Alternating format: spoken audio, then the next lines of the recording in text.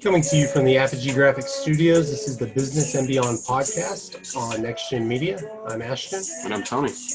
You're listening to episode 39, and today we have a very special guest with us. He's a North Texas native. He played football at Southwest Baptist University, and he is a receiver in the IFL. I'm going to introduce Chris Robb. What's going on, man? How you doing? How you doing? I'm doing good. I know we've been going back and forth on Twitter for a while trying to get this scheduled out, but yeah, between multiple podcasts that I thought were going on, and I know we just had to get you on, but usually we kind of just do our episodes spur of the moment. We always have a few ideas moving around, but we're so busy. I didn't want to call you on a Thursday and say, hey, can you do it tonight or tomorrow? So we'll make sure we schedule it with you in advance. Yeah, I appreciate it. Yeah, it's been a long road, but we're here, so it's all good. Yeah, cool. Like we said, you're a receiver in the Indoor Football League. You've played with Quad City, which was basically Chicago, correct? It was about 3 hours. It's about 3 hours west of Chicago. Mm-hmm. It's like you just hop on one highway and you're there, but it's about 3 hours west. And this year you were playing for Bismarck, mm-hmm. but you got hurt. Mm-hmm. Yeah, tell us more about your injury. I strained my Achilles. Yeah, but I'm just rehabbing it. Trying to get back on the field. It's just it's one of those things like it's football. Like I talk to my friends all the time, and it's like you can't really go through football without at least some type of something, especially at the pro level when you're doing you're moving and cutting like multiple times a day, and it's just like it's just one of those things. But just got to take it in stride and move forward. The speed of the pro game's a lot different than most people have even seen. Yeah, definitely. And in indoor, everything is quicker. Everything's like you're in more condensed field. Yes, condensed field, and you got to run your routes quicker. You got to turn your head quicker to catch the ball. So it's just one of those things. Yeah, Tony knows all about injuries in football. Yeah, I mean, you played high school, but I remember a broken rib. You broke your pinky on torn knee ligaments. Yeah. Hey, where'd you go to high school? In Joshua. Okay. Here in just south of Fort Worth. Yeah, I heard about that. I heard about it before. Yeah, but yeah, I broke my leg my freshman year in college, and then the next spring I broke my wrist. So it was like that. I know that period was really tough, but yeah, you just got to move forward, got to battle through rehab, do what you got to do. So yeah. And you're back down here in Dallas, Fort Worth right now, right? I'm in Dallas. Yes, I'm in Garland. You're back here, and you said you wanted to stay down here because your brother's about to graduate. Yeah, my brother's actually about to graduate. I'm actually repping his school, Mary Hardin Baylor. He's graduating in a couple weeks. He has a lot of your senior year, you have a lot of events you gotta attend and stuff like that. So it's good being a part because I'm really close to him. So it's good. Is he graduating from Mary Hardin Baylor, or he's going to Mary Hardin? No. He's going to Mary Hardin Baylor. So there's actually from Joshua where I went to school, there's a kid, you may have even seen it, he was on TikToks and Twitters and Instagram. Tyler Stone, he was the kid that dunked the basketball and shattered the backboard. The kid with the mullet, white kid with the mullet. Yeah, so he's going to Mary Hardin Baylor. He's going to play basketball and football. He's a receiver. He's going to be a two-way player at Mary Hardin. Yeah. So is my brother graduating this year. Okay, yeah. I think I actually retweeted that. That's crazy. Yeah, I'm sure you did. It was all over. SportsCenter retweeted it. It was a big thing to see that kid. It was everywhere. Your brother's playing football there? Yeah, he's playing football. He's playing safety and receiver, so he'll be a two-way player as well. Awesome.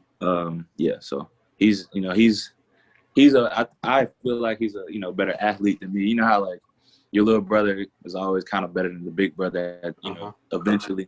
Yeah, I think he's a better athlete than me. He kind of like got dealt a bad hand with COVID, and seniors not leaving and stuff like that in college. So, Mm-hmm. but it is what he made the best out of it, and made the best out of the season. So, yeah, That's good. So you might have some competition soon when he joins Little the bro gets in. IFL. IFL, yeah. He definitely has the potential. He's he runs track. He played basketball, football. So we'll see. Like I would love to play against my brother or with him. So Yeah. Yeah. So how has COVID really affected the IFL? Because we all know how it affected all the major sports, NFL, Major League Baseball, all of those. What's has the same thing pretty much happened in the indoor football league? Yeah. So I know when I was with Quad City, we went through training camp, and then we were one of the first teams to play. So we played one game, and then I know we all, they called us all in for a meeting, and they were like, okay, so the IFL has suspended the season until May, because of COVID or whatever. Because, at that point, I think it was like early March, 2020. And, no one really knew, how serious COVID was. Like, I didn't know. Like, I was like, is it really serious? I don't really know. But, so they said we're going to suspend it till May, and then we're going to come back and, resume the season in May. So, everyone, kind of, went home, and we're just kind of waiting. And then, we got a message. I think we got a message like early April saying that they were just going to cancel the rest of the season. And it was tough on me. It's like the first week or so, like the first couple of weeks, because you work so hard to get, because that was like my first pro contract that I had signed, and you work so hard to get to that point, and you only get one game under your belt or whatever, and COVID hit. But I'm always about taking things in stride, so it was just one of those things you got to just take to the chin and move forward. Yeah, it had to have affected you in anyone playing sports, because that career has a timeline on it, where someone like us that just has a job, I mean, so what? We go home and work, and it doesn't matter, right? We still got 20 years in our career of what we're doing. But for someone being an athlete, you're on a timeline anyway, so having a lost season is huge. Right. Yeah, it's you do think about that, but like I always tell people, like, it's it's bigger than football. That's why I work so hard outside of football, because I want I don't want that to be like my defining factor. I don't want it to be like, oh, he's Chris Robb, the football player. I want to be known as someone that's, I don't want to be known as a football player. I want to be known as someone that this is trying to help people, trying to be a servant. You know what I mean? Mm-hmm. And that's why I'm in grad school right now. That's why I went, I finished school, got my degree and stuff like that. I'm in grad school. I have like 3 more classes before I'm finished with that. So I'm just trying to, build my life outside of football. So whenever it's, all said and done, I can, just, walk away knowing that I gave it all I got. So yeah, absolutely. So what are your long-term plans after football, whenever that may be? So I'm getting my master's in athletic and activity administration and education. So long term, I want to be an athletic director. But I really want to stay, within the game. I want to, I want to coach. I want to coach football at some point in time. I want to teach. I love kids. I love teaching kids. I volunteer all the time. I used to volunteer in college to go to like elementary schools and just hang out with the kids, go to recess, read books, stuff like that. So I just want to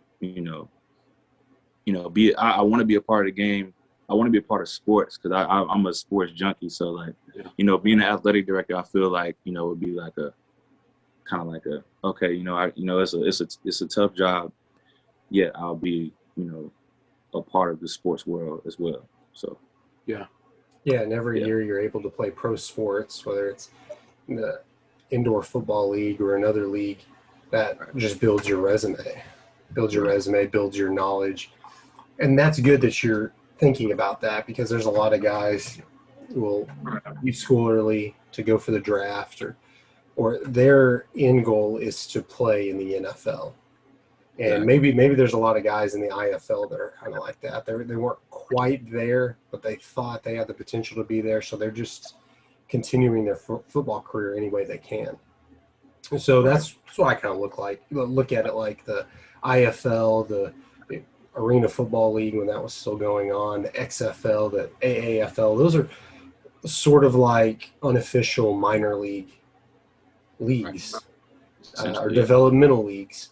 And that's what everyone's trying to do. They're just trying to make the next step, whether it be younger guys that couldn't make it to the NFL or older guys that were in the NFL that are just trying to prolong retiring. And a lot of those guys don't think about life after football. They're just trying to get every last game in that they can. Exactly. And that's what really helped or really hurt when COVID came, is it hurt the IFL more than the NFL. I know there were players that were affected that maybe they were kind of on the brink of getting cut anyways, but most players, they could have afforded to miss the season. They had the money.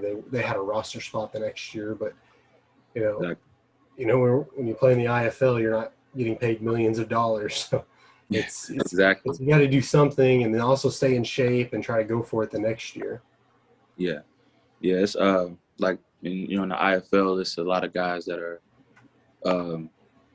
that play in the NFL and trying to get back to it, or guys that are out of college that went undrafted and couldn't get into the NFL and stuff like that, or you're trying to get to the CFL, but like arena ball, not even just the IFL, like arena in general is probably the best option right now, because it's the only football going at the moment, because the XFL has postponed until 2022. So but yeah, it's like all my friends and everybody know, like it's more than it's more than just football. It's it's a long-term goal. It's like I learned, like whenever I got hurt, I realized, like, yeah, man, football it's not going to be here forever.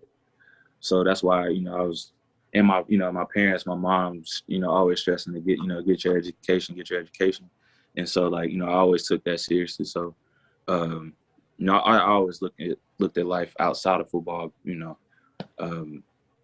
but I love the game. I want to play it as long as I can, but when the time comes, it'll be a kind of a smooth transition.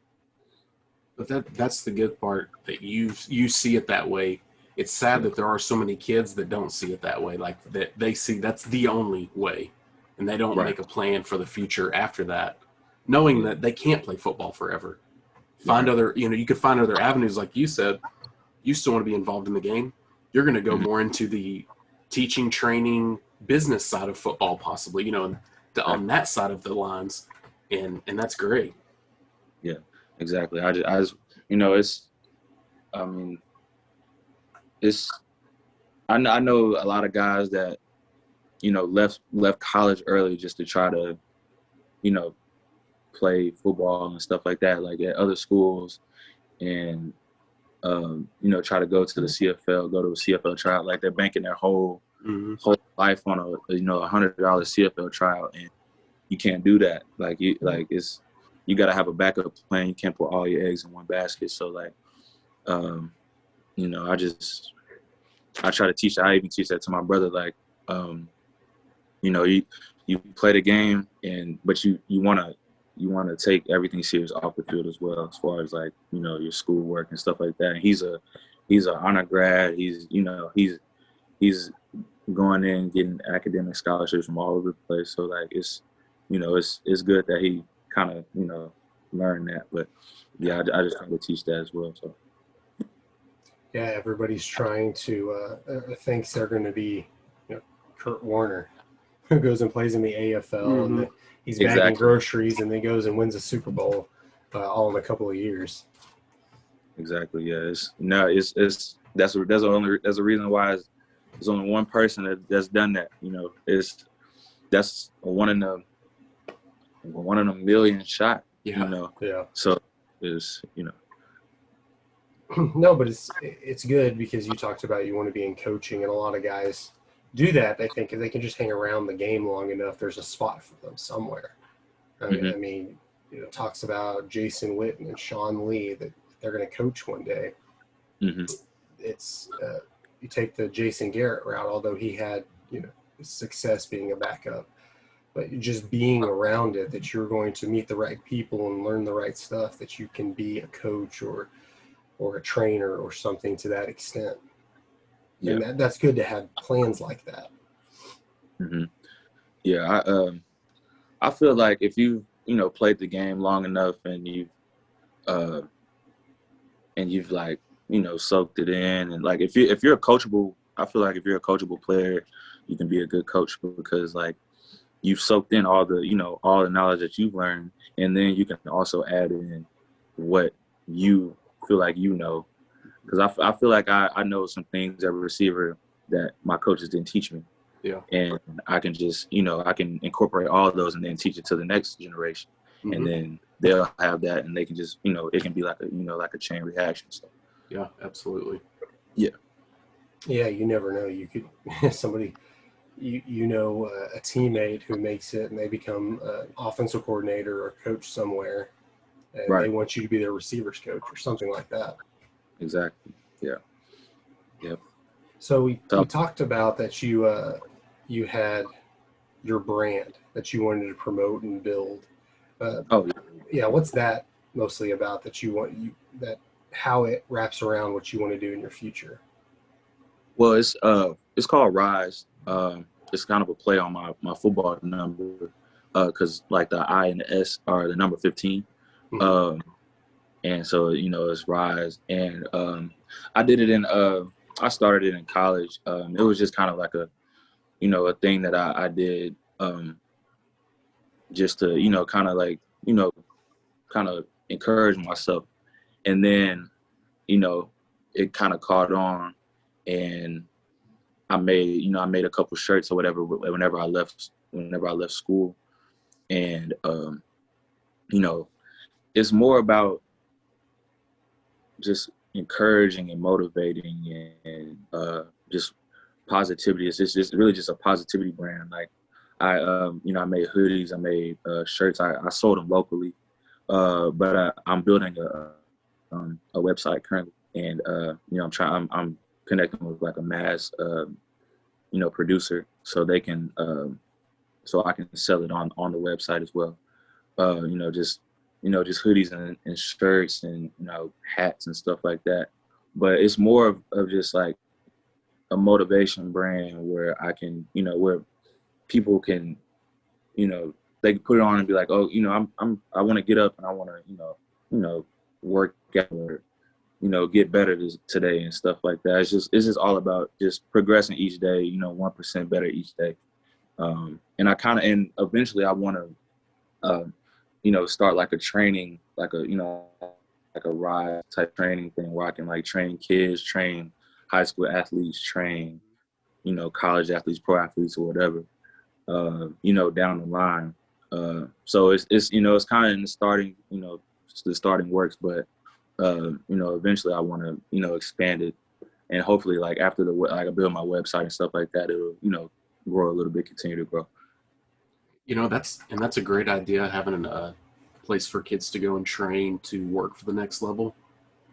Because in the school districts, they can only do so much for the kids and can only take them to a certain level, and they're only allowed so much time with them, that kids really need something beyond that to work. Like I have a son he'll be a freshman next year, and he's a big time baseball player. Right. And that's a good idea to have, for him to have something like that to be able to go to and train for the next level, because in school they're just not getting that kind of work that's going to help them push on to the next level. Yeah. And a lot of trainers are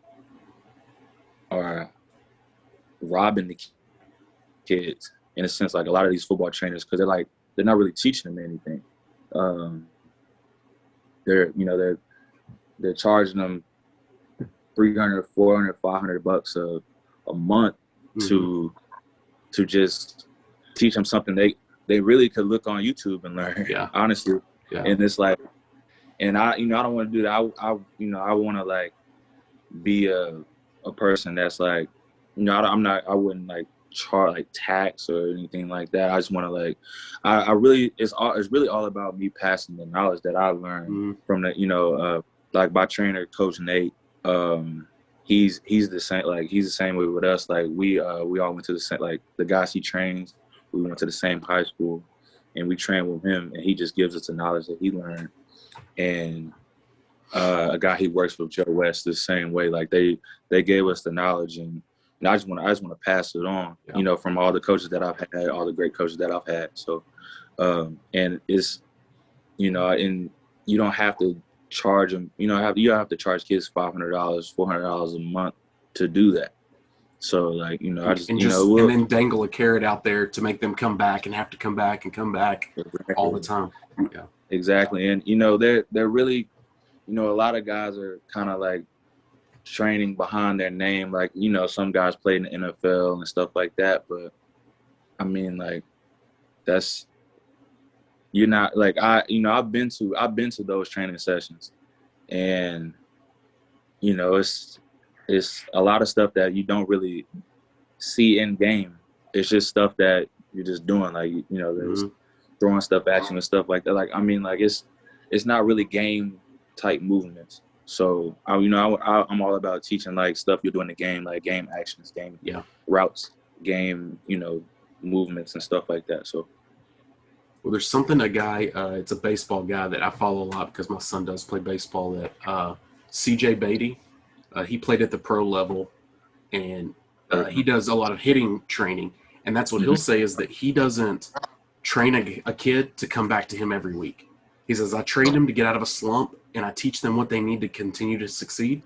And then when they get into a little bit of a slump, then they come back and see me, and I'll help tweak them, and then we'll send them back out. But he's not setting them up like so many do that just come to me every week, every week, one after another, and just keep giving me money. That's not how. And someone that really cares about what they're doing, that's what they're going to do. They're going to give you the knowledge you need to go out and continue to succeed.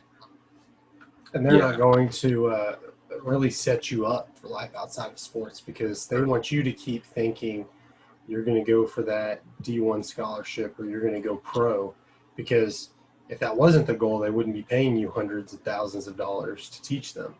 Right.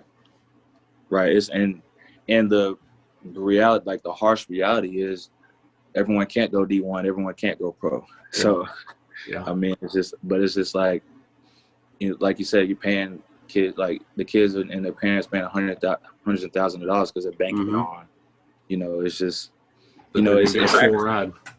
Yes, and it's sad. It's just like, it's because you never know what can happen. Like another COVID pandemic can happen. Yep.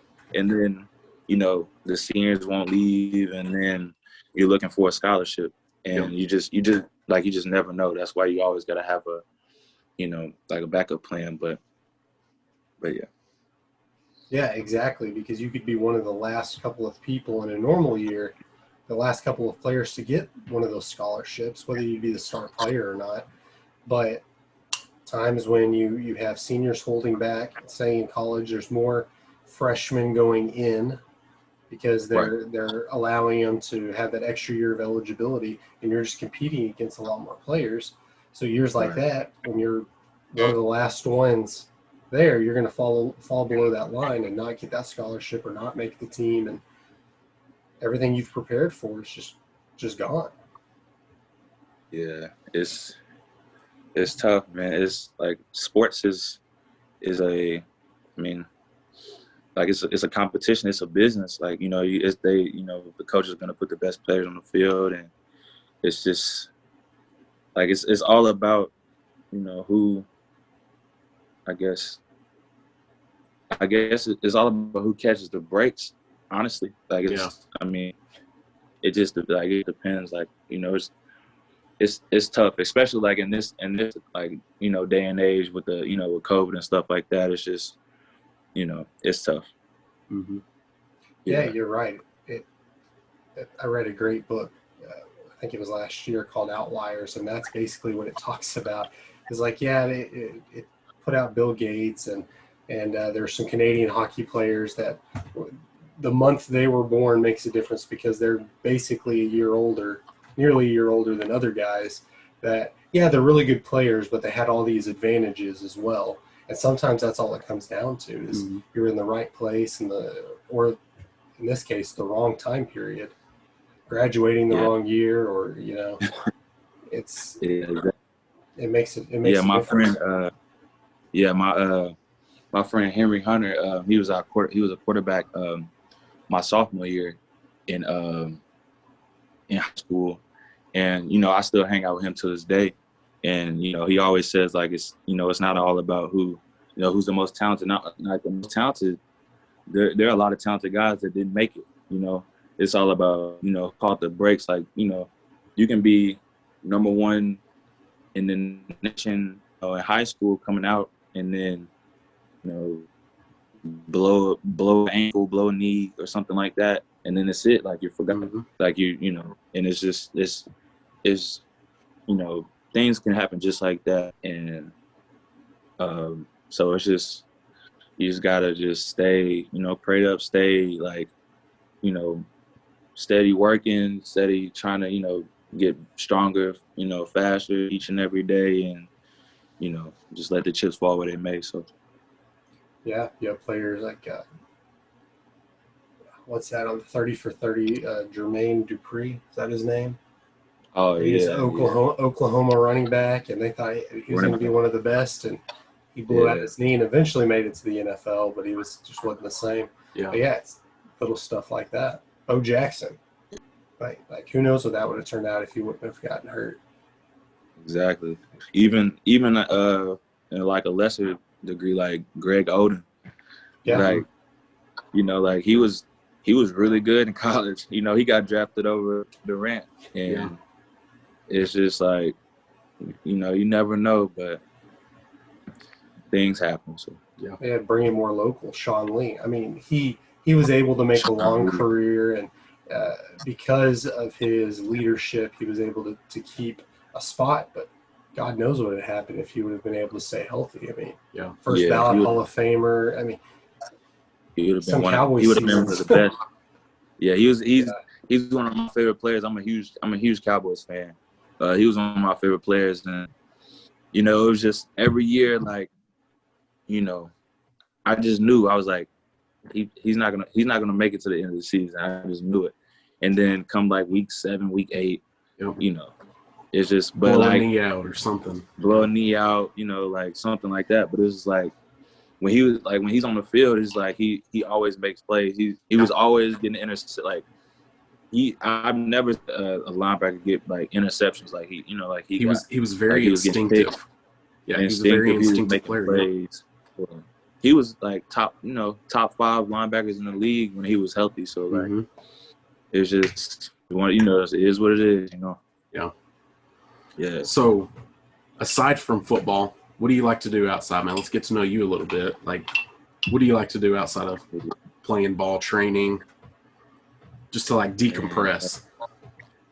Decompress. I play video games. Yeah, there you go. Madden. That's all I play video games. I'm actually a huge 2K fan. I play Madden too. I started playing Madden a lot more recently. But you know, I play 2K, Madden, FIFA. Yeah. You know, a lot of sports games. There's a game called Brawlhalla that I play too. It's like a fighting game. It's kind of like it's kind of like Super Smash Bros. That's essentially what it is, but it's just like, I don't know, it's kind of different, but I play that a lot too. So I mean, that's pretty much what I do. I train, I do homework, play video games. You know, I'll hang out with friends or whatever, just to, you know, hang out. I'm willing, you know, I do whatever, you know, go mini golf and stuff like that. But Yeah, for the most part, I just play video games, just chill. What's your favorite sport outside of football? Basketball. Basketball. I know we were talking earlier. Yeah. You're a Mavericks fan. Huge Mavericks fan. Huge Mavericks fan. Yeah, I played basketball my whole life up until college. I was gonna play both in college. I talked to the basketball coach, and whenever I got to SBU, and I was gonna play both, but it was just too stressful. Like playing both football and basketball. I mean, it can be done. Like I personally just couldn't do it. Like especially like my freshman year, and I'm 7 hours away from home, and I'm already kind of not wanting to be there. Yeah. So it's just like it was one of those things. But I played since fourth grade. I played up until I was on varsity. I played 3 years varsity in high school, and I played pickup in college and stuff like that. So, but basketball, I love basketball. So who's the ideal matchup in the playoffs for the Mavericks? I think it can only be Denver and the Clippers. Who'd you rather them play? Denver, without question. I'd like to see a rematch with the Clippers, though. I want the Mavs to get out the first round because they ain't been out the first round since they won in 11. Yeah. Mm-hmm. So like, and I feel like the Clippers not the Clippers, the Nuggets without Murray. I feel like they have a good chance. I feel like they got the bigs to kind of switch off on Jokic, and I mean the Nuggets they have some good players. Michael Porter Jr. But I would much rather them see the Nuggets than the Clippers because I think the Clippers they might be the best team in the West. They haven't played like it, but I feel like two-way wings in the NBA is what it takes, or two great scoring wings, and they have Paul George and Kawhi, so we'll see. But yeah, I hope they play the Nuggets. Yeah, right now it's all about getting Luka some playoff experience. Yeah, for sure. Yeah, I think he got enough, pretty good experience whenever last year, and he hit the game winner. So I feel like he has a little confidence going in. And then Porzingis, if he's ever healthy, if he could get healthy, yeah, like because he's obviously a big part in like last year whenever he got suspended, and then he was out for what was it, knee soreness or whatever. It was just like, and then that pretty much gave the series away. And then but Dallas still fought though. They were still in the game. I feel like I played Clippers last year. It was just how things fell, I guess, but we'll see. Yeah, I think with a guy like Luka, you can get a lot of those guys, man, they'll follow him. He's just got that fight in him, that dog in him, that everybody will they'll go and fight with him. They're going to keep battling just like he will. Yeah, they need to get a player to fight for him. Yeah. Exactly. Now when he gets technicals, he's suspended again. Yeah. he's got too many technicals. He might get suspended again too. Yeah, he's a superstar now, so he feels like he needs to get a lot of those calls. So and he's still young. Should. He's not getting the calls that some of these other guys get. Yeah, he should. Yeah, I watch pretty much every game, and he's getting beat up, but it's it's the NBA, and people like the refs, they do give the superstars calls, but they give like the older superstars calls. Yeah. Like they give the LeBrons who else is an older superstar? He's the oldest. Like they give Kawhi the calls. They give so it's he's still young. I don't even know if he's, what is he, 22, 21? Yeah. Like just 22. This is his third or fourth year, so he probably he'll get him in a couple of years, but we'll hopefully they get Denver, and it's kind of looking like it because Portland has to play Denver the last game of their season, and then Mavs have two games. They should win, but the Mavs, you never know. They got swept by Sacramento this year. So by Sacramento, I told who even knows? I was talking to my friend. I told him, I said I trust the Mavs in a 7-game series against like the Nets more than Sacramento. Yeah. And that's crazy to think about. That's really crazy to think about. Yeah, they definitely play down to competition or play up to competition. Yeah. Yeah. And they don't do good at home. I don't really get that, but we'll see. Yeah, there's a lot of variables going in because the Clippers and Nuggets can flip. The Mavericks are close with Portland and the Lakers, and they hold the tiebreaker against the Lakers, but not the Trailblazers. But if it's a 3-way tie, then the Mavericks have that. It's who knows. As long as they stay out of the play-in tournament, I'll be happy. Yeah, me too. I think that too. Do you guys like the play-in tournament? I don't know, man. It's a little gimmicky. I don't think it should be the 7 and 8. I would be fine if it was like 9-10 play a game and the winner just plays the 8 seed. But I mean, you make the 7th seed. That's not something to throw your nose up at. Yeah. So you're making 7 and 8 play. I think it's pretty gimmicky, but just like the NFL adding another game and Major League Baseball extending their playoffs last year, it's real gimmicky. It's more entertainment, I guess, but I think part of it draws more hype to those lower seeds like that.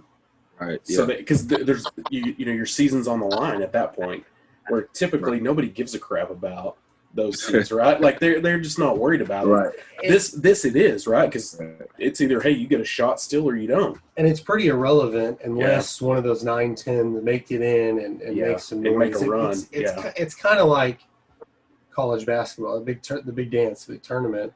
It's unless a Cinderella team makes it pretty far in the tournament, you might as well just have 8, 10, 12 teams in there, really. But exactly, that's just what they want, is somebody to cause chaos, which is what I like. I would like, as long as the Mavericks aren't involved in it, for the 10 seed to somehow win in the first round. Right. Playoffs. I don't. Pure chaos. That'd be wild. It's like, but like that rarely happens. Like, I mean, like, because in the NBA, it's a 7-game series, so usually the best team, usually the best team comes out on top. So as far as like college, where it's just one game, like Abilene Christian. Yeah. I personally feel like they wouldn't have won a best of 3 against Texas, but you get out at the right time, you can win a game, you can win 2 games, but because those big teams, you get that upset because the higher seeds probably kind of looking past you at the next game, really preparing for who they're going to play next. So in a series, if Texas loses that first game, they're like, okay, quit screwing around. We're gonna win, blow out these next 2 games. Exactly. And then if I'm not mistaken, they would have played UCLA, who went to the Final Four. Mm-hmm. I feel like they were better than them. Yeah. But I mean, I don't know if that's me being an inner Texas, like, because I was a huge Texas fan growing up, but like, I don't know if that's that. But I like being as non-biased as I can. Like, I thought that they had a really good team, top and bottom. They had 2 great guards. Just is what it is. They're just one of those teams that they just can't manage to get out of the first round. I don't have the stats in front of me, but it seems like every year they lose in the first round and they make it. And this was one of their better years. I mean, they won the Big 12 tournament for the first time ever. Mm-hmm. And you thought they were going to go a couple of rounds, but it's just one of those things. Yeah, but and then they lost on that half-court, full-court shot to who was that? They played like Northern Iowa or something like that last year or the year before. And it's been tough recently for them, but I think a coaching change, the coaching change will help. So Yeah. we'll see. So, what I wanted to ask you about when you played in college. What's one of your good memories of college? Was it a crazy game you played in, or maybe when you start in? Let's see. We had a few crazy games. We won the conference my junior year, and it was like the first time we ever was in the NCAA rankings, and the first time we ever won a conference and stuff like that. I think the best, like me personally, is 2 games. We came to Texas and played Tarleton, and me being from Texas, that was the first time I ever played in Texas since high school. So that game meant a lot to me. And in Tarleton, they had just transferred in a lot of D1 bounce backs and stuff like that, and came and beat them. And then I really think that game set the tone for like the rest of the season. Like we came back and played University of Indianapolis, and they're like the rulers of the GLBC. That's the conference we played in. But and we had them at home. It was a night game, and that was one of the best games I played in college. They were ranked and ranked or whatever, and we beat them at home, and I think that set the tone for us. Going and running. I think we lost one game after that. We went 10-1 that year, but that was the best year SBU had ever had. I know that game was really crazy because it was back and forth. Because I remember TJ Edwards, he actually played in the fan control football league. He rolled out through me like a long, it was like a 40-yard pass touchdown, and then it was like I thought it was the turning point, and we went up 21-14 or something like that, and then they returned the ensuing kickoff for a touchdown. So I'm like, okay, we're back on. Yeah. I'm like, okay, now we're back on the field, but we end up pulling it out. So that might be probably the craziest game I played in, but it was a great game though. That's awesome. Yeah, to be able to knock them off at home at night under the lights. Yeah. Yeah, it was. Yeah, we only get we probably play 2 night games a year, and just happened to be against them. It was it's usually our first like home opener or like the second home opener, but and it's like black game. We usually wear all black and stuff like that. It was great. So yeah, it was dope. Yeah, for sure. It's pretty awesome. Yeah, I never got to experience college sports, at least playing in them. I watch a lot of college sports. So before we let you go, is there anything we hadn't covered that you want to get out there and let everyone know? Let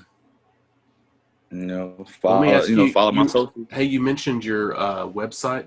Is the site it's under construction now? It's in process. It's in process of building. Yeah, I'm currently building. I'm working with some people to build it right now. I'm also working with some people to get some some hoodies, some shirts, mass produce some hat and things like that. So it'll be out here pretty soon. I'm just working now that I just finished my semester of grad school. I have one more summer, and then I have 3 more classes. But now that I finished this past semester, I have a little bit before my summer term starts. So I'm gonna try to work and try to build it. Well, once you get that going, we'll get that information and we'll get that out to everybody. For sure. I appreciate it. Following. Yeah. Yeah, and we're gonna put all your social media tags will be in the comment box below. Okay. But go ahead and tell us where we can follow you. Yeah. On Twitter, see ROBB15. I promote stuff on Snapchat too. C_Robb ROBB19. I use Instagram every now and then sparingly, but it's also CROBB15 and Facebook as well, Chris Robb Jr. But I'll have things out here pretty soon. But just follow me on those, and that'll be good. Yeah, We'll sure be able to do that, man. Okay, great. Everybody, Indoor Football League receiver Chris Robb coming to a high school near you, hopefully as an athletic director. Hopefully not too soon though. You want to see your football career, get healed up so you can play a little bit this year, next year. I'll be back this year for sure. Yeah, but hopefully maybe in a few years I'll get that one, get the athletic director career going. But just see how things go. But cool, man. We're sure gonna follow you, man, and we can't wait to see where you end up in the future. All right. Well, I appreciate it. Thank you guys for having me. I appreciate it. Man. No problem. We'll keep in touch. Thank you. All right, then. Chris Robb, everybody. Yeah. Our latest interview. It's been a while. Like we said with COVID, but man, what a heck of a guy there. Yeah. Such an outstanding athlete, a hard worker, but he's also got his head on straight to know, hey, there has to be something beyond sports, and and he wants to get back out into the community and continue to give that, to the youth. Yeah. That's awesome. You just don't always find athletes that are like that. And unfortunately, he's dealt with some injuries. It sounds like he already had these plans. He's already in grad school. Yeah. So, sometimes it can be a wake-up call. When you're young and you're thinking, man, I'm fine. Yeah. We're still in that. We're still in our 30s, and people say, just wait. Yeah. And I'm feeling a little bit, now it's kind of starting where your body starts to break down. And, when I throw my back out trying to fix my sock under my Crocs, and I throw my back out, I'm like, what the? But yeah, there's a lot of athletes like, I hear you, but I can play. I know me. I know my body. I'm not injury prone. And we talked about Sean Lee. Mm-hmm. Was he injury prone coming into the Cowboys? I know you talk about other players. Yeah, all through college they had some issues, but I don't think Sean Lee had any injury issues up until a few years going into his football career with the Cowboys. So it's hard to drive it to already, let's say, ignorant, maybe teenagers. They're just arrogant, and they just think, they're already being told things by adults about do this, don't do this, do this, and you have to explain to these athletes who are just so used to succeeding. In high school, if you play in college, you're one of the more elite high school talents. Well, especially like Chris when he plays professional football. I've drawn a blank on his name. Clemson quarterback playing for the Jaguars now. Trevor Lawrence. He's going into the pros. He hasn't lost a game since high school. Not a regular season game. Yeah. So he's only lost in the national championship game a couple of times. He's going to a team that quite possibly won't win a game this year. Yeah. That's the real of it. Yeah, and Urban Meyer too. The things talking about games. Injuries like Chris's, that's kind of the things that we talk about too with business as well. Is sometimes you're going to deal with some adversities. Businesses through COVID. What were your plans? You have to have some type of plan outside of the plan you're running now, as well. Kind of your backup plan or your detour in that.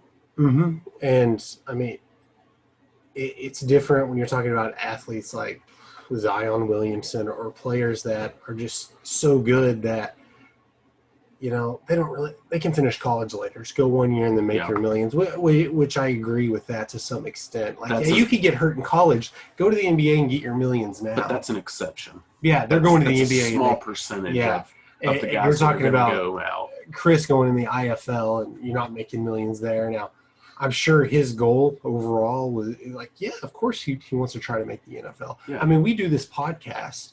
I've had a broadcasting background and went to broadcasting school, and most of my career doing internships and online radio and weekend shows and things like that. My goal is like, I want to be on the radio or I want to be something in sports. Mm-hmm. Now, that's not really my goal. That would be great if something comes up and well, it's like saying that and somebody wants us to do a show like or something. We want to be the top 10 podcast in the country or in the world. Yeah. We want that. Yeah. But we're going to be realistic to who we're up against and where we fall in this. And we're going to take the success. We're not going to set the bar entirely too high where we'll never achieve that.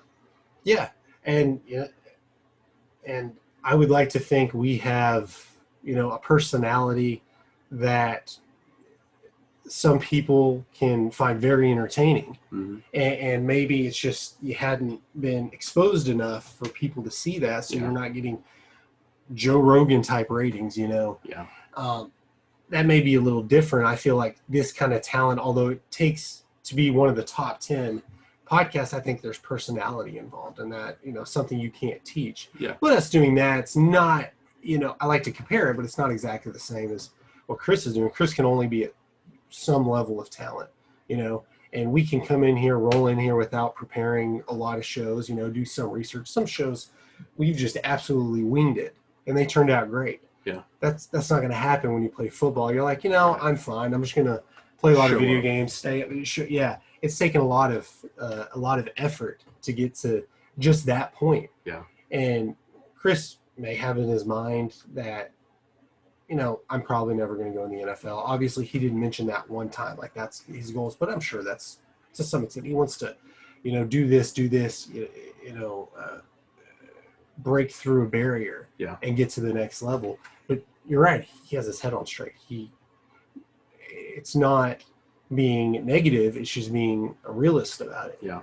I mean, he's already made it to what 1% of 1%, the top 1% of high school football players will get to. Yeah. Not only having a successful college football career, not even making college, going to college and to play football, but having a successful career, graduating, and then going to play at a professional level. Yeah. He's already realized, hey man, I'm blessed. I to some extent have this brand built up for me because I play in the IFL. Mm-hmm. And, honestly, probably wouldn't have been on our show if he wouldn't to that level. We found him on Twitter and, we got to messaging. And if he wasn't a receiver in the IFL, I don't know that I would have had any reason to ask him to be on our show, but he's got a lot more stuff going on with his brand and hopefully he can build that up.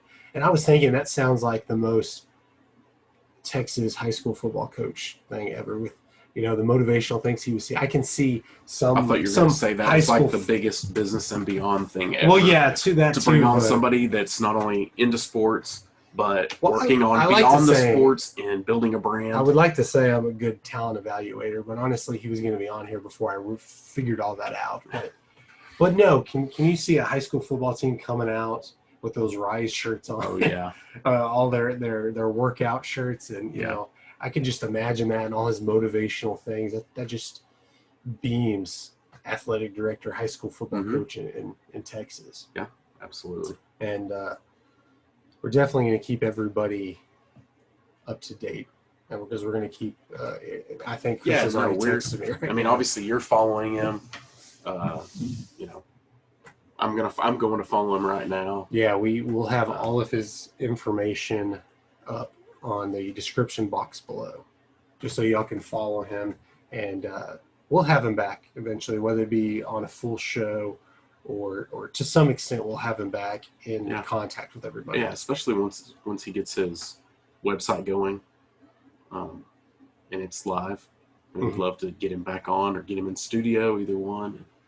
Yeah, I know he didn't mention it. We didn't want to talk too much because he's still an active player in the IFL, but one of his dreams is to play for the Frisco Fighters, which is the IFL team here in North Texas. So he can stay in North Texas, but he still has things going on going on with his team right now. But we don't want to go too in deep in that.